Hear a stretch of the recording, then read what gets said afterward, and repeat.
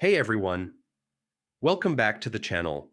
If you've ever struggled to keep your team aligned between task management in Asana and daily communication in Slack, this video is for you.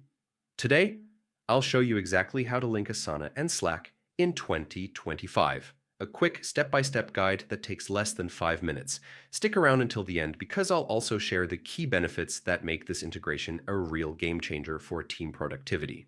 First, let's log into Asana. Head over to the Asana login page in your browser, enter your email and password, and you'll land on your workspace dashboard. From here, choose the project you want to connect to Slack.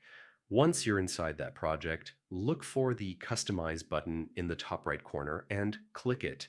Inside the customization menu, scroll down to the Apps section. Click Add, and you'll see a list of integrations. Find Slack in that list and click Add to Project. Next, it's time to connect Asana to your Slack workspace.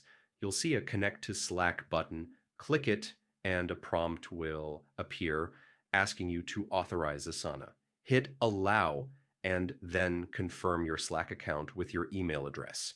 Follow any additional prompts if Slack requests permissions. And that's it. Your Asana project is now officially linked to Slack. So what does this integration actually do? Streamlined communication. Every time a task is updated or completed in Asana, Slack automatically notifies the right channel. Boosted productivity, no more switching tabs or manually updating teammates. The updates flow seamlessly.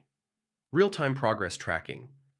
Your team stays in the loop instantly, which means fewer meetings and fewer missed updates.